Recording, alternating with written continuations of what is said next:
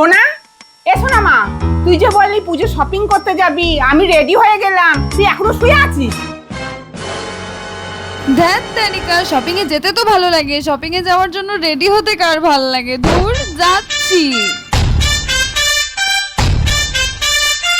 ও মা, কি পরবো? দূর ছাত, আমার জামাও নেই, আমি বেরোনোর সময় কিছু খুঁজেও পাই না জামা কাপড়।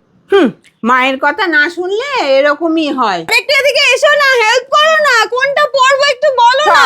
মাকে ছাড়া তো এক পাও চলবে না। এই জামাটা পর, এই জামাটা পরলে তোকে পুতুল পুতুল লাগে। বাহ, সুন্দর। এই জামার সঙ্গে এই কানেরটা খুব ভাল লাগবে, এটা পর। Thank you.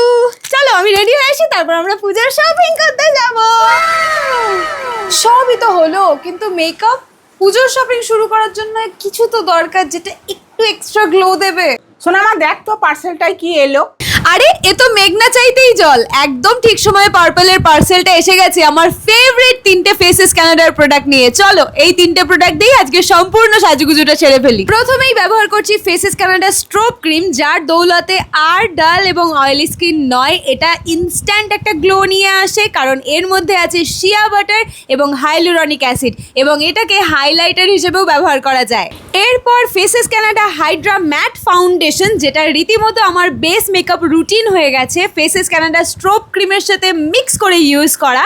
এটা একটা ইভেন টোন দেয় স্কিনে এবং একটা ম্যাট এফেক্ট নিয়ে আসে। এতে আছে SPF 30, এটা বিল্ডেবল কভারেজ দেয় এবং 24 ঘন্টা একটা হাইড্রেশন প্রোভাইড করে স্কিনে। এরপর Faces Canada comfy matte wow lipstick, যেটা ভীষণ পিগমেন্টেড একটা ম্যাট লিপস্টিক, ফুল কভারেজ দেয় এবং বাজেট ফ্রেন্ডলি, মাত্র আর মাত্র 299-এ। ফাইনালি ফেসেস কানাডার মাত্র এই 3টে প্রোডাক্ট দিয়ে আমি আমার সম্পূর্ণ মেকআপ লুকটা কমপ্লিট করে নিয়েছি এবং পৌঁছে গেছি শপিং করতে। আমাদের পুজোর শপিং আজকে থেকে শুরু হয়ে গেল। তোমরাও যদি মাত্র এই 3টে প্রোডাক্টের মাধ্যমে এত ইজিলি একটা মেকআপ লুক ক্রিয়েট করতে চাও, তাহলে অবশ্যই কিউআরটা স্ক্যান করে ফ্লিপকার্ট, অ্যামাজন, নাইকা আর পার্পল থেকে প্রোডাক্টগুলো অর্ডার করে নিতে পারো।